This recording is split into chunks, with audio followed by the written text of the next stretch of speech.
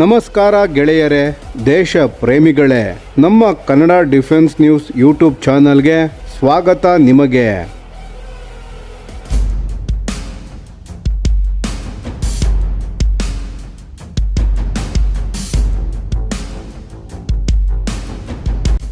ಭಾರತದ ರಕ್ಷಣಾ ಉತ್ಪಾದನಾ ಕ್ಷೇತ್ರದಲ್ಲಿ ಒಂದು ಐತಿಹಾಸಿಕ ಬದಲಾವಣೆ ನಡೆಯುವ ಹಂತಕ್ಕೆ ಬಂದಿದೆ. ಭಾರತದ ಅತ್ಯಂತ ಮಹತ್ವಾಕಾಂಕ್ಷಿ 5th generation stealth fighter jet ಯೋಜನೆಯಾದ AMCA ಅಂದರೆ ಅಡ್ವಾನ್ಸ್ಡ್ ಮೀಡಿಯಂ ಕಂಬ್ಯಾಟ್ ಏರ್ಕ್ರಾಫ್ಟ್ ಕಾರ್ಯಕ್ರಮದಲ್ಲಿ ಈಗ ಒಂದು ದೊಡ್ಡ ಹೊಸ ವ್ಯವಸ್ಥೆ ಜಾರಿಗೆ ಬರಬಹುದು. ಹೊಸ ಯೋಜನೆಯ ಪ್ರಕಾರ AMCA ಯುದ್ಧ ವಿಮಾನವನ್ನು ನಿರ್ಮಿಸಲು ಆಯ್ಕೆಯಾಗುವ ಖಾಸಗಿ ಕೈಗಾರಿಕಾ ಒಕ್ಕೂಟಕ್ಕೆ ತಮ್ಮದೇ ಆದ ಟೆಸ್ಟ್ ಪೈಲಟ್ಗಳನ್ನು ನೇಮಿಸಿಕೊಳ್ಳುವ ಅಧಿಕಾರ ನೀಡುವ ಸಾಧ್ಯತೆ ಇದೆ. ಇದು ಸಾಮಾನ್ಯ ನಿರ್ಧಾರವಲ್ಲ ಸ್ನೇಹಿತರೆ, ಏಕೆಂದರೆ ಭಾರತದಲ್ಲಿ ಇಷ್ಟು ದಿನ ಅತ್ಯಾಧುನಿಕ ಯುದ್ಧ ವಿಮಾನಗಳ ಪರೀಕ್ಷೆ ಮತ್ತು ವಿತರಣೆಯ ಜವಾಬ್ದಾರಿ ಬಹುತೇಕ ಸರ್ಕಾರಿ ಸಂಸ್ಥೆಗಳ ಕೈಯಲ್ಲೇ ಇತ್ತು. ಆದರೆ ಈಗ ಮೊದಲ ಬಾರಿಗೆ ಖಾಸಗಿ ವಲಯಕ್ಕೆ ಯುದ್ಧ ವಿಮಾನದ ನಿರ್ಮಾಣದ ಜೊತೆಗೆ ಫ್ಲೈಟ್ ಟೆಸ್ಟಿಂಗ್ ಮತ್ತು ಡೆಲಿವರಿ ಪ್ರಕ್ರಿಯೆಯಲ್ಲಿಯೂ ನೇರ ಹೊಣೆಗಾರಿಕೆಯನ್ನು ನೀಡಲಾಗುತ್ತಿದೆ. ಸುಮಾರು 15,000 ಕೋಟಿ ಮೌಲ್ಯದ AMCA ಯೋಜನೆ ಉತ್ಪಾದನಾ ಹಂತಕ್ಕೆ ಪ್ರವೇಶಿಸಿದ ನಂತರ ಈ ಖಾಸಗಿ ಸಂಸ್ಥೆಗಳ ಟೆಸ್ಟ್ ಪೈಲಟ್ಗಳು ಕಸ್ಟಮರ್ ಅಕ್ಸೆಪ್ಟೆನ್ಸ್ ಫ್ಲೈಟ್ಸ್ ಅಥವಾ CAF ಮತ್ತು ಪ್ರೀ ಡೆಲಿವರಿ ಎವಾಲ್ಯುವೇಷನ್ ಫ್ಲೈಟ್ಗಳನ್ನು ನಡೆಸಲಿದ್ದಾರೆ. ಸರಳವಾಗಿ ಹೇಳುವುದಾದರೆ, ಯುದ್ಧ ವಿಮಾನ ಕಾರ್ಖಾನೆಯಿಂದ ಹೊರಬಂದ ನಂತರ ಅದು ಭಾರತೀಯ ವಾಯುಪಡೆಯ ಮಾನದಂಡಗಳಿಗೆ ತಕ್ಕಂತೆ ಕೆಲಸ ಮಾಡುತ್ತಿದೆಯೇ ಎಂಬುದನ್ನು ಅಂತಿಮವಾಗಿ ಪರಿಶೀಲಿಸುವ ಜವಾಬ್ದಾರಿ ಇವರದ್ದಾಗಿರುತ್ತದೆ. ಪ್ರಸ್ತುತ AMCA ನಿರ್ಮಾಣಕ್ಕಾಗಿ ಹಲವಾರು ದೊಡ್ಡ ಖಾಸಗಿ ಗುಂಪುಗಳ ನಡುವೆ ಸ್ಪರ್ಧೆ ನಡೆಯುತ್ತಿದೆ.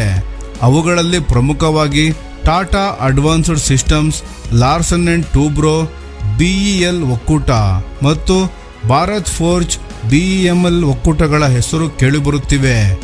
ಆದರೆ ಆರಂಭಿಕ ಹಂತದಲ್ಲಿ ಡೆವಲಪ್ಮೆಂಟಲ್ ಫ್ಲೈಟ್ ಟೆಸ್ಟಿಂಗ್ ಕೆಲಸವನ್ನು ಖಾಸಗಿ ಪೈಲಟ್ಗಳಿಗೆ ನೀಡಲಾಗುವುದಿಲ್ಲ. ಮೊದಲ 5 ಪ್ರೊಟೋಟೈಪ್ ವಿಮಾನಗಳ ಪರೀಕ್ಷಾ ಹಾರಾಟಗಳನ್ನು ಭಾರತೀಯ ವಾಯುಪಡೆಯ ಅನುಭವ ಸಂಪನ್ನ ಪೈಲಟ್ಗಳು ನಡೆಸಲಿದ್ದಾರೆ. ಈ ಕೆಲಸವನ್ನು ಏರ್ಕ್ರಾಫ್ಟ್ ಮತ್ತು ಸಿಸ್ಟಮ್ ಟೆಸ್ಟಿಂಗ್ ಎಸ್ಟಾಬ್ಲಿಷ್ಮೆಂಟ್ ASTE ಹಾಗೂ ನ್ಯಾಷನಲ್ ಫ್ಲೈಟ್ ಟೆಸ್ಟ್ ಸೆಂಟರ್ನ ತಜ್ಞರು ನೋಡಿಕೊಳ್ಳಲಿದ್ದಾರೆ. ಅಂದರೆ ವಿಮಾನದ ಮೂಲ ವಿನ್ಯಾಸ, ಕಾರ್ಯಕ್ಷಮತೆ ಮತ್ತು ಸುರಕ್ಷತೆಯನ್ನು ಪರಿಶೀಲಿಸುವ ಪ್ರಾರಂಭಿಕ ಹಂತ ಸಂಪೂರ್ಣವಾಗಿ ಭಾರತೀಯ ಸೈನಿಕ ಹಾಗೂ ತಾಂತ್ರಿಕ ಪರಿಣಿತರ ನಿಯಂತ್ರಣದಲ್ಲೇ ಇರುತ್ತದೆ.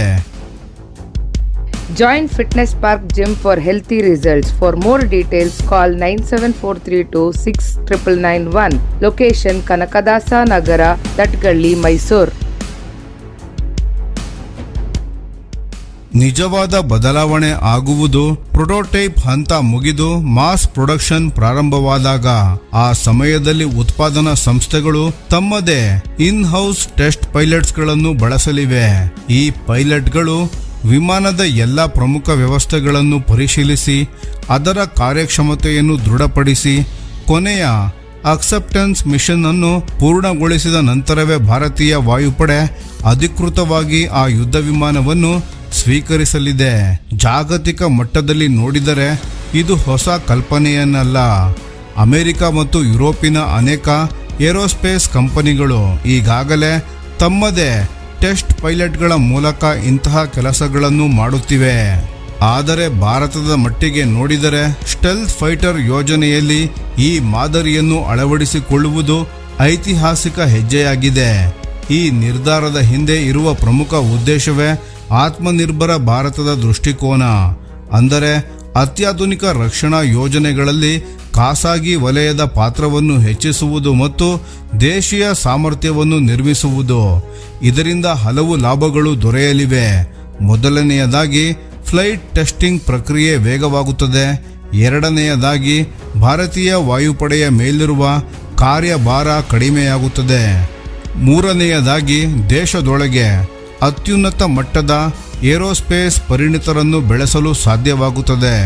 ವಿಶೇಷವಾಗಿ ಅಡ್ವಾನ್ಸ್ಡ್ ಏವಿಯಾನಿಕ್ಸ್, ಸೂಪರ್ ಕ್ರೂಸ್ ಮತ್ತು ಲೋ ಅಬ್ಸರ್ವಬಲ್ ಫ್ಲೈಟ್ ಡೈನಾಮಿಕ್ಸ್ ತರಹದ ಅತ್ಯಾಧುನಿಕ ತಂತ್ರಜ್ಞಾನಗಳಲ್ಲಿ ಭಾರತೀಯ ಖಾಸಗಿ ವಲಯದ ಸಾಮರ್ಥ್ಯ ಹೆಚ್ಚಾಗಲಿದೆ. ಆದರೆ ಇದಕ್ಕೆ ತುಂಬ ಕಠಿಣ ನಿಯಮಗಳಿರುತ್ತದೆ. ಆಯ್ಕೆಯಾಗುವ ಕಂಪನಿಯು ತನ್ನ ಟೆಸ್ಟ್ ಪೈಲಟ್ಗಳಿಗೆ ಅತ್ಯುನ್ನತ ಮಟ್ಟದ ತರಬೇತಿಯನ್ನು ನೀಡಬೇಕಾಗುತ್ತದೆ. ಈ ಪೈಲಟ್ಗಳು ಭಾರತೀಯ ವಾಯುಪಡೆ ಮತ್ತು ಸೆಮಿಲಾಕ್ ಜೊತೆ ಸೇರಿ ಎಲ್ಲ ಏವಿಯೇಷನ್ ಸೇಫ್ಟಿ ಮಾನದಂಡಗಳನ್ನು ಪೂರೈಸಬೇಕಾಗುತ್ತದೆ. ಅಂದರೆ ಇದು ಸಂಪೂರ್ಣ ನಿಯಂತ್ರಿತ ಮತ್ತು ಪ್ರಮಾಣೀಕೃತ ವ್ಯವಸ್ಥೆಯಾಗಿರುತ್ತದೆ. ಇನ್ನೊಂದು ಮಹತ್ವದ ಅಂಶ ಎಂದರೆ AMCA ಯೋಜನೆಯ ಅಡಿಯಲ್ಲಿ ಒಟ್ಟು ಸುಮಾರು 1800 ಕಡ್ಡಾಯ ಡೆವಲಪ್ಮೆಂಟಲ್ ಫ್ಲೈಟ್ಸ್ಗಳನ್ನು ಕೇವಲ 84 ತಿಂಗಳ ಗಡುವಿನೊಳಗೆ ಪೂರ್ಣಗೊಳಿಸಬೇಕಾಗಿದೆ. ಈ ದೊಡ್ಡ ಗುರಿಯನ್ನು ಸಮಯಕ್ಕೆ ಪೂರ್ಣಗೊಳಿಸಲು ಖಾಸಗಿ ವಲಯದ ಟೆಸ್ಟ್ ಪೈಲಟ್ಗಳು ಪ್ರಮುಖ ಪಾತ್ರ ವಹಿಸುವ ಸಾಧ್ಯತೆ ಇದೆ. ಪ್ರಸ್ತುತ ಗುರಿಯ ಪ್ರಕಾರ AMCAಯ ಮೊದಲ ಆಪರೇಷನಲ್ ಡೆಲಿವರಿ ಸುಮಾರು 2035ರ ವೇಳೆಗೆ ಆರಂಭವಾಗುವ ನಿರೀಕ್ಷೆ ಇದೆ. ಈ ಯೋಜನೆ ಯಶಸ್ವಿಯಾದರೆ ಭಾರತವು ಕೇವಲ ಯುದ್ಧ ವಿಮಾನಗಳನ್ನು ನಿರ್ಮಿಸುವ ರಾಷ್ಟ್ರವಾಗಿರುವುದಿಲ್ಲ, ಬದಲಾಗಿ ಅತ್ಯಾಧುನಿಕ ಸ್ಟೆಲ್ತ್ ಕಂಬ್ಯಾಟ್ ಏರ್ಕ್ರಾಫ್ಟ್ಗಳನ್ನು ಸ್ವತಂತ್ರವಾಗಿ ವಿನ್ಯಾಸಗೊಳಿಸಿ, ಪರೀಕ್ಷಿಸಿ, ಪ್ರಮಾಣೀಕರಿಸಿ ಮತ್ತು ಜಾಗತಿಕ ಮಟ್ಟದಲ್ಲಿ ಉತ್ಪಾದಿಸುವ ಶಕ್ತಿಶಾಲಿ ಏರೋಸ್ಪೇಸ್ ರಾಷ್ಟ್ರವಾಗಿ ಹೊರಹೊಮ್ಮಲಿವೆ. ಒಟ್ಟಾರೆ ನೋಡಿದರೆ AMCA ಯೋಜನೆಯಲ್ಲಿ ಖಾಸಗಿ ಟೆಸ್ಟ್ ಪೈಲಟ್ಗಳಿಗೆ ಅವಕಾಶ ನೀಡುವುದು ಕೇವಲ ಒಂದು ನೀತಿ ಬದಲಾವಣೆ ಅಲ್ಲ, ಇದು ಭಾರತದ ರಕ್ಷಣಾ ಉದ್ಯಮದಲ್ಲಿ ಹೊಸ ಯುಗದ ಆರಂಭವಾಗಬಹುದು. ಸ್ನೇಹಿತರೆ, ಈ ವಿಷಯದ ಬಗ್ಗೆ ನಿಮ್ಮ ಅನಿಸಿಕೆ ಮತ್ತು ಅಭಿಪ್ರಾಯಗಳನ್ನು ದಯವಿಟ್ಟು ಕಾಮೆಂಟ್ ಮಾಡಿ ತಿಳಿಸಿ. ಧನ್ಯವಾದಗಳು.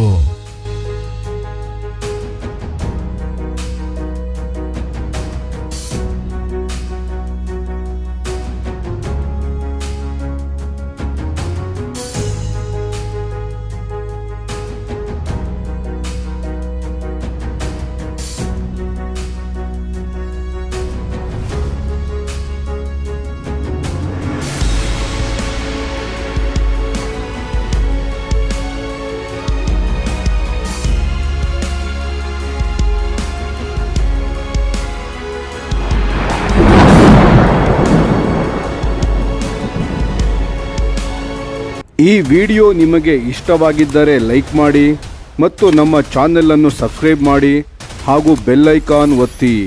ಯಾವ ಅಪ್ಡೇಟ್ಗೂ ಮಿಸ್ ಆಗಬೇಡಿ. ಡಿಫೆನ್ಸ್ ಸುದ್ದಿಗಳನ್ನು ತ್ವರಿತವಾಗಿ ಪಡೆಯಿರಿ. ನಿಮ್ಮ ಬೆಂಬಲವೇ ನಮ್ಮ ಶಕ್ತಿ.